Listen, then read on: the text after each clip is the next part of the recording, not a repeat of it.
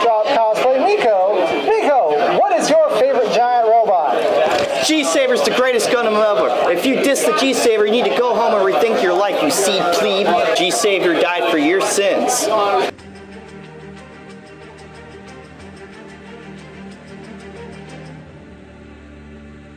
It's your boy Zappa, professional stage ninja, and welcome to Plebpla. This is the GOLD-Saviour. Fully panel lined, lots of gold details up in there. And today, we will be talking about this model kit, but we will not be using this for the review. This pretty boy stays on its base and goes back on the shelf. Let's go ahead and grab a regular, honest, everyday G-Saviour. This is the one and only high grade in the G-Saviour line, despite that the box implies that there could have been more. But also the Moon Gundam also implies there could be more by it being labeled as Moon Gundam 01 or MG, something to that effect, I forget. So, here we are, trying out this light box situation since it was already set up by the Queen of Space. From the top, our head gets just a little bit of wiggle, but a full 360 rotation. It does not go up, it goes down a little bit, that's fine. At the shoulders here, you get full 360 rotation. In here, we're gonna go ahead and pop this off just for a minute. Oh, come on. Boop, there you go. That. In the shoulder, you get a good bit of wiggle, but it does get caught after a certain point. It's fine. Over here, at the elbow, perhaps, you will get a full twist. However, only a 90-degree bend at the elbow. The fist is your standard ball and socket. However, it is very much blocked by this back piece here. Which is why over here on your included trigger hand, the wrist is at an angle. That way it does move away from the hand guard, I suppose you'd call it, so you can get twisting in there.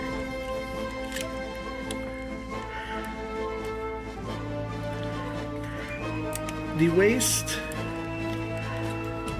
with these side skirts out of the way, you get,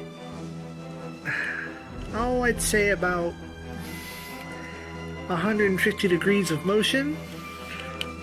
I'll show you that from the back because you'll see this big bulky backpack gets in the way. If you rise it up just a bit, you can get a little more, but it is blocked also by these large side skirts. There is no articulation in the back here.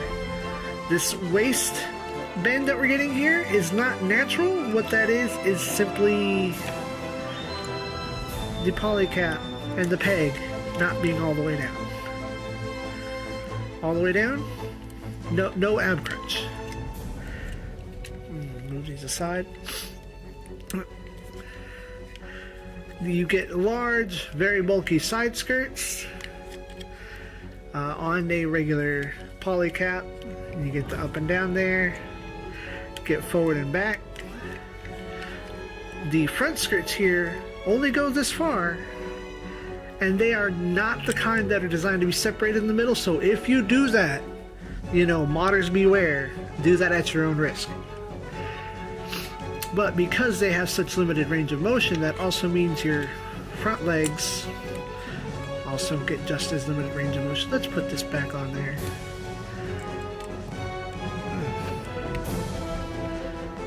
Now, outside of the front skirts, you can get a pretty good forward kick but the back skirt prevents any good back kick.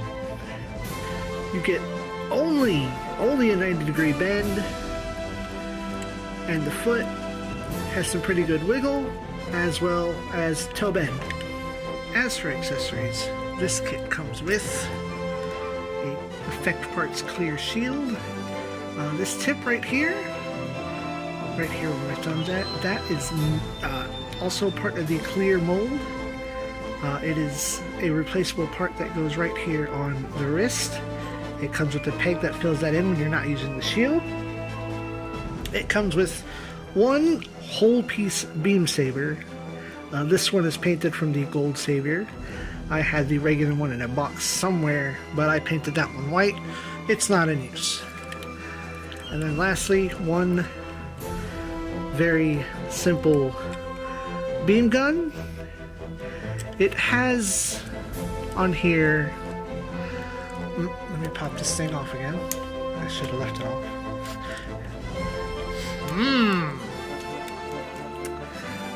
On here, in that light, you will see a hexagonal peg. That hexagonal peg fits right here on the legs. There's one on one side at the butt of the rifle, and the other side is closer to the trigger, which, you know, that will fit on there. Now there is also a hexagonal peg back here, but the gun does not fit it.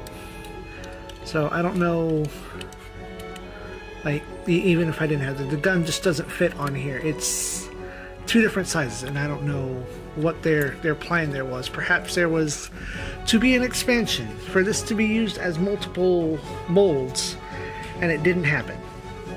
The cons of this kit, outside of me mishandling it due to review and awkward positioning, a lot of the joints are super loose, including this arm, this shoulder piece, this wrist piece that you've seen fall off several times, and then the front skirts here as well. It does stand on its own very well, though. It is surprisingly well balanced for what it is and how old it is and how much love it doesn't seem to get.